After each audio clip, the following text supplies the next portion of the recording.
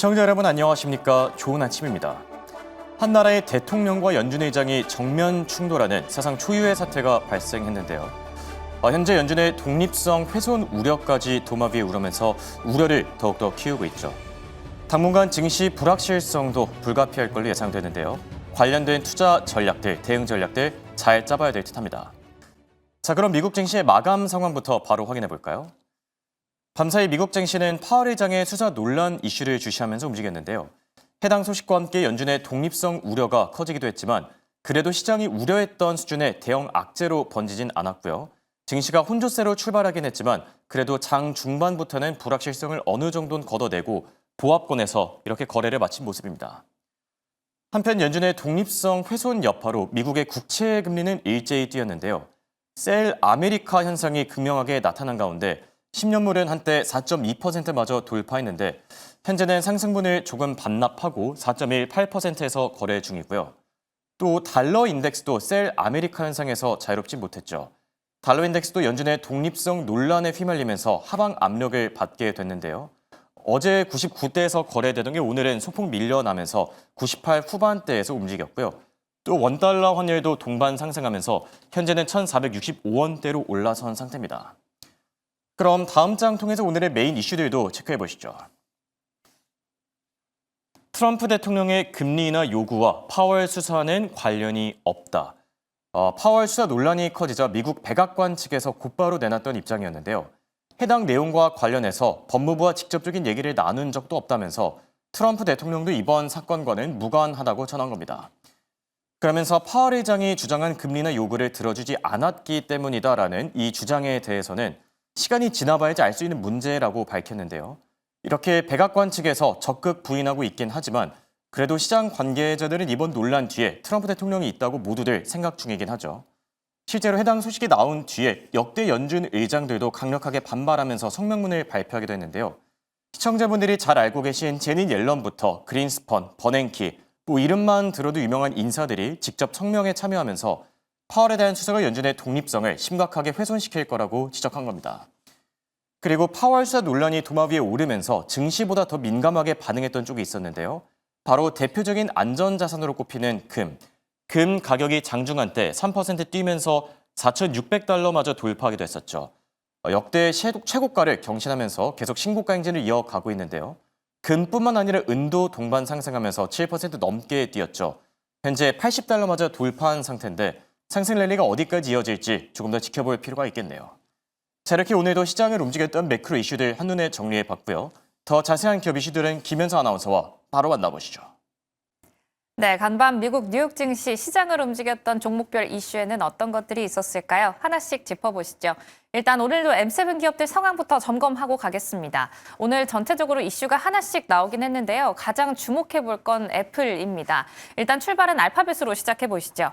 알파벳은 유통업체 연합과 함께 에이전트 AI에 대한 쇼핑의 표준을 제시한다라는 새로운 이슈가 나왔습니다. 하지만 애플을 움직였던 알파벳의 이슈에 조금 더 주목해보실 필요가 있겠는데요. 오늘 애플은 두 가지 상승 모멘텀을 가지고 갑니다.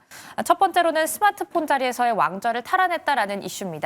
2025년 출하량이 공개가 됐는데요. 10%가 증가하면서 점유율 20%를 기록해 삼성전자를 제쳤다라는 이야기가 나왔습니다. 여기에 더해서 구글의 생성형 AI, 제미나이를 시리에 탑재하는 파트너십 체결 소식이 더해지면서 오늘 성장 모멘텀 두 가지 안고 가는 모습입니다. 애플과 함께 알파벳 모두 주가 장중에서는 강보합권 위치 보였다라는 점 체크하겠습니다. 다음으로는 엔비디아입니다. 엔비디아는 일라이 릴리와 AI 활용 연구소 설립에 10억 달러를 투자한다라는 이야기가 나왔습니다. 이에 대해서는 잠시 뒤 브리핑 통해서 더 깊게 들어가 보도록 할게요. 마지막으로는 메타입니다. 메타 같은 경우에는 인력 재편이 이루어졌는데요. 트럼프 행정부의 전 보좌관 디나 파월 맥코믹을 영입한다라는 이야기가 나왔습니다. 두 차례 대통령 행정부와 공화당 전국위에서 활동한 트럼프 대통령의 측근이죠. 이런 소식이 나오자마자 트럼프 대통령도 트루스 소셜에 이번 인사는 저커버거의 훌륭한 선택이다라는 극찬을 아끼지 않았다라는 점도 체크하겠습니다. 그럼 다음 장 통해서 히트맵 또 열어보시죠.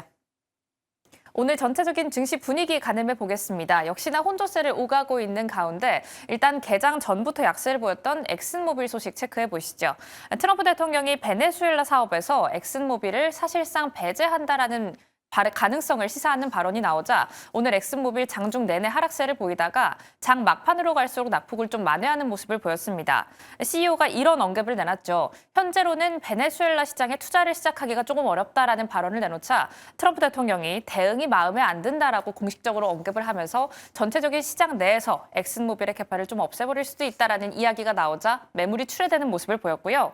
다음으로 기술주 점검하겠습니다. 오늘 TSMC 같은 경우에는 미국과 대만이 관세율 인하와 여기에 더불어 미국 내 투자 등이 포함된 새로운 무역 협정을 추진 중이다라는 소식이 전해지면서 오늘 장중 2%대 강세를 보였습니다. TSMC와 더불어 함께 기술주 안에서 면밀히 봐야 할 종목들이 몇 개 있는데요. 팔란티어 같은 경우에는 오늘 시티뱅크 의견이 나오면서 폭등하는 모습을 보였습니다. 시티뱅크 측에서 잘하면 매출이 작년보다 80% 뛸 수도 있다라는 이야기와 함께 목표 주가 상향 리포트 제시했다라는 점 짚고 가겠고요. 장비단 안에서는 어플라이드 머티리얼즈 오늘 52주 신고가 새로 썼다라는 점도 챙겨가겠습니다. 다음으로는 유나이티드 헬스케어입니다. 메디케어 어드밴티지 지급금을 늘리기 위해서 공격적인 전략을 사용했다라는 상원의 조사 결과가 오늘 장중에 발표가 됐는데요. 이렇게 공개가 되면서 다시 한번 규제 리스크에 직면했다라는 사실에 투자자들의 매물이 출회됐다라는 점 짚고 가겠고요. 다음으로 파라마운트와 워너브로스 그리고 넷플릭스의 새로운 이슈 업데이트하겠습니다. 주당 $30의 전액 현금 인수 제한을 재차 강조하는 동시에 이사회 교체를 위한 위임장 경쟁과 정보 공개를 요구하는 소송이 나왔다라는 점 이슈로 업데이트하겠습니다. 마지막으로는 퀀텀 컴퓨팅입니다. 오늘 양자 관련해서 조금의 약세를 보일 수 있는 이슈가 나왔는데요. 루미나에 대한 포토닉스 사업 확장을 위해 파산한 루미나 테크놀로지스의 일부 자산 인수를 추진한다라는 소식에 오늘 3%대 약세 보였습니다. 조금의 특징적인 움직임으로는 오늘 금융주가 전반적으로 약세를 보였는데 트럼프 대통령이 신용카드 수수료를 10%로 제한한다라는 이야기가 나오자 JP모건 오늘 실적 발표를 앞두고 1%대 약세 보이면서 마감했다라는 점 체크하겠습니다. 그럼 다음 장 브리핑 통해서 오늘의 키워드 점검하러 가시죠.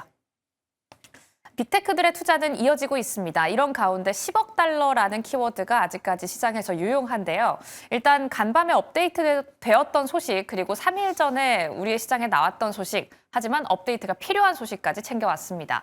엔비디아가 일라이 릴리와 함께 손을 잡고 AI 활용 연구소 설립에 10억 달러를 투자한다라는 이야기가 나왔습니다. 5년 동안 10억 달러 가량을 투입할 것이다라고 이야기를 하고 있고요. 구체적인 내용을 좀 살펴보면 엔비디아의 차세대 칩 베라 루빈을 활용해서 이제부터 365일 하루 내내 신약 개발용 AI 모델 훈련에 대한 데이터를 생성할 수 있게 된다라고 합니다. 역시나 이 데이터를 AI에게 자동적으로 훈련하게 하면 신약 개발에 들어가는 기간과 비용을 감소시킬 수 있겠죠. 이런 소식 함께 업데이트되었다라는 점 짚고 가겠고요. 3일 전에 나왔던 소식이 있는데 인베스팅닷컴에서 추가로 업데이트된 소식이 있어서 함께 점검하겠습니다. 오픈 AI와 소프트뱅크가 손을 잡고 SB 에너지에 10억 달러를 투자하기로 했다라는 소식 3일 전에 전해졌었죠. 이런 소식에 SB에너지는 AI 데이터 센터에 연계해서 에너지 인프라 개발을 본격화할 것이다라는 계획을 밝혔고 오픈 AI와 소프트뱅커는 각각 5억 달러씩 투자할 것이다라는 청사진이 공개되었다라는 점도 체크하겠습니다. 이런 이야기가 나오면서 오늘도 기술주 혼재한 양상을 보여주고 있습니다. 전반적으로 오른 종목이 뚜렷한 반면 뚜렷하게 하락하고 있는 종목도 포착되고 있는데요. 이런 가운데 이번 주에는 TSMC가 실적을 발표하게 되죠. 이런 실적과 관련해서 수급은 어떻게 움직이게 될지 동향 파악이 필요해 보이겠습니다. 그렇다면 이런 가운데 중심은 어떻게 잡아봐야 할까요? 지금부터 바로 고민 해결하러 가시죠.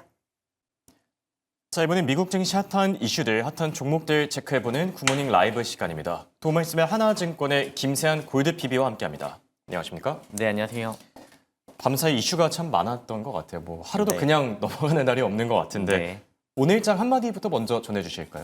네, 우선 오늘장 한마디로 정리해서 말씀을 드리면 트럼프 대통령의 신용카드 이자율 10%의 상한 발언으로 전반적으로 금융주가 좀 급락을 했지만 그렇죠. 그래도 3대 지수는 소폭 상승으로 마감했다. 이렇게 정리를 할 수 있을 것 같습니다.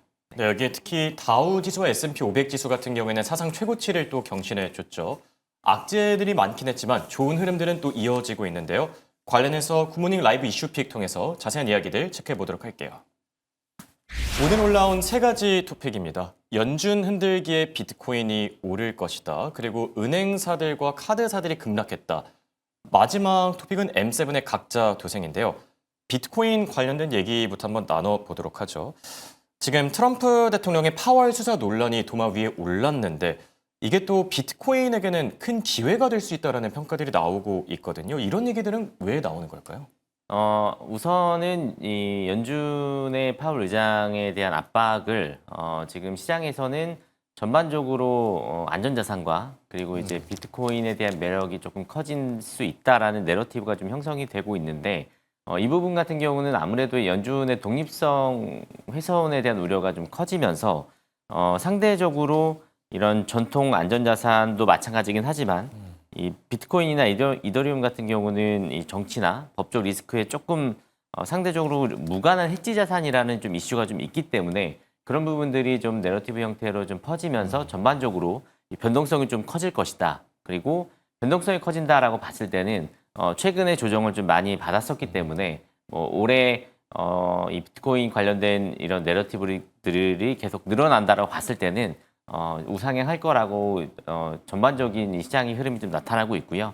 올해 대부분 지금 이 트럼프 대통령의 재선 이슈가 좀 크게 가장 중요한 이슈이기 때문에 그러니까 트럼프 대통령 당선될 때도 마찬가지로 이 비트코인을 가지고 있었던 이런 어떤 그 사람들을 위해서 상당히 좀 내러티브적인 요소들을 많이 발생을 시켰기 때문에 뭐 네. 올해도 중간 선거 전에 이런 부분들을 더 극대화시킬 거라고 생각을 하고요. 이제 그 부분이 아무래도 다음번 또 재선 선거에 조금 더 긍정적인 영향을 줄 수 있기 때문에 비트코인을 활용을 해서 또 트럼프 대통령이 이런 부분들을 좀 극대화하지 않을까라고 생각을 하고 있습니다. 네. 네. 실제로 밤사이 비트코인이 92,000달러를 또 회복하기도 했었죠. 이런 흐름들이 비트코인 가격에는 어떻게 영향을 미칠지 지켜볼 필요가 있겠고요. 그리고 은행주들이 또 급락을 했거든요. 앞서도 네. 잠시 소개를 해주셨지만 지금 금융주 실적 발표를 앞둔 상황에서 트럼프 대통령이 말 그대로 좀 찬물을 그대로 좀 끼얹은 것 네. 같은데 금융주들 괜찮은 게 맞을까요? 뭐 사실 이 부분도 앞에서 말씀드렸던 부분과 마찬가지로 재선을 위해서 계속 어떤 이 전반적인 신용카드 금리 제한을 좀 추진하고 또 거기에 대한 이자율을 좀 낮추면서 이 소비자들의 인심을 좀 얻으려는 그런 결국엔 흐름들이 뭐 좀 표심을 얻겠다라는 맞습니다. 네, 그런 뭐 마찬가지로 내러티브 형태의 어떤 제한이라고 좀 볼 수 있는데, 아, 예. 그러니까 만약에 실질적으로 이 신용카드 이자율이 1년 동안 최대 뭐 10%로 제한이 된다라고 본다면 미국의 신용카드 회사들 뭐 오늘 여러 가지 이제 종목들이 좀 떨어지긴 했는데요. 뭐 캐피탈 원 파이낸셜이나 뭐 아메리칸 익스프레스 또는 뭐 오늘 비자 같은 경우도 약간 조정을 좀 받았는데 전반적으로 이런 카드사 주가들이 좀 폭락을 했고요. 전체 신용카드 대출 잔액이 1조 달러가 넘습니다. 그러면 여기에 평균 금리가 20%인데 그럼 2,200억 달러 정도 된다라고 보거든요. 그러면 1년에 300조가 이상이 이자 수익으로 쌓이는데 이 부분이 절반 이하로 줄어든다라고 보면 상당히 수익성을 훼손을 할 수 있는 부분이 좀 나타날 거라고 보고 있고요. 물론 이제 표심을 얻기 위해서 지금 이렇게 여러 가지 이런 정책을 좀 취하고 있는 걸로 좀 보이고 있기는 하지만 일단은 이번 주 나올 금융권의 실적이 상당히 중요할 거라고 보여지고요.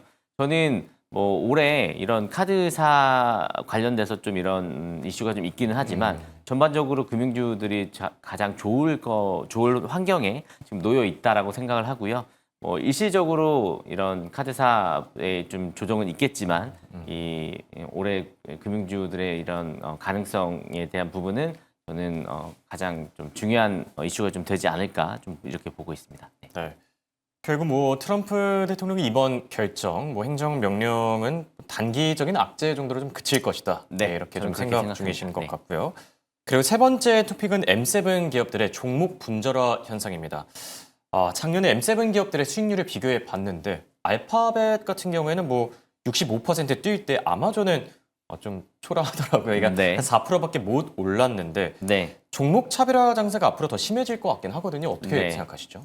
작년에 알파벳이 가장 이제 좋은 한 해였죠. M7 중에는 보통은 이제 S&P 500 기준으로 이제 나눈다라고 보면 S&P 500이 작년에 한 17% 정도 상승을 했기 네. 때문에 알파벳이 이제 가장 좋았고요. 이제 그 다음이 엔비디아였고 뭐 그 다음에는 대부분 이제 이 S&P 500과 비슷하거나 조금 낮은 그런 수익률을 기록을 했는데 수익성이 2022년 이후로 조금 올해 가장 낮을 거다라고 예상을 좀 많이 하고 있는데요. 사실 올해 가장 중요한 부분들은 뭐 그동안 오르지 않았던 작년에 아마존 같은 경우도 마찬가지였고요. 뭐 애플 같은 경우도 그렇고 뭐 네. 테슬라는 약간 변동성이 있지만 상대적으로 올해 또 많이 기대가 좀 되고 있는데 그렇죠. 기본적으로 이 M7 같은 경우는 데이터를 많이 가지고 있는 회사들이 많습니다. 예를 들면 뭐 테슬라는 당연히 자율주행 데이터를 많이 가지고 있고 뭐 아마존은 이제 쇼핑이나 이제 클라우드 쪽 데이터를 가지고 있고요. 애플은 이 소비자 관련된 이 서비스 관련된 데이터를 많이 가지고 있는데 이런 부분들이 지금 AI 쪽으로 활용이 된다라고 봤을 때는 올해는 이 종목별로 상당히 편차가 또 마찬가지로 클 거라고 좀 보고 있고요. 개인적으로는 애플이나 아마존 그리고 이제 메타 이런 종목들이 올해 조금은 더 기대가 되지 않을까라고 생각을 하고 있는데 뭐 네. 아무래도 약간 특별한 이슈로 좀 주목을 받았었던 부분도 있지만 이익 증가율에 대한 부분이 다른 비즈니스와 이제 합쳐지면서 전반적으로 개선이 될 가능성이 상당히 높다라고 좀 보고 있고요. 이런 부분들이 이제 올해 이 시장이 금리를 조금 내리면서 이 테크 종목들로 이제 유동성이 유입이 된다라고 봤을 때는 그동안 주종을 받았었던 이런 종목들이 조금은 더 작년보다는 좋은 성과를 나타내지 않을까 그렇게 생각을 하고 있습니다. 네. M7 기업 가운데서도 좀 옥석 가르기를 잘 해야 되지 않을까 생각이 들고요.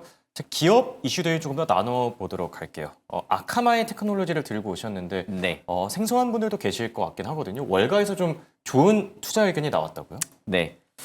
이 아카마이 테크놀로지라는 이제 회사가 있는데요. 약간 뭐 처음 들어보실 수도 있습니다.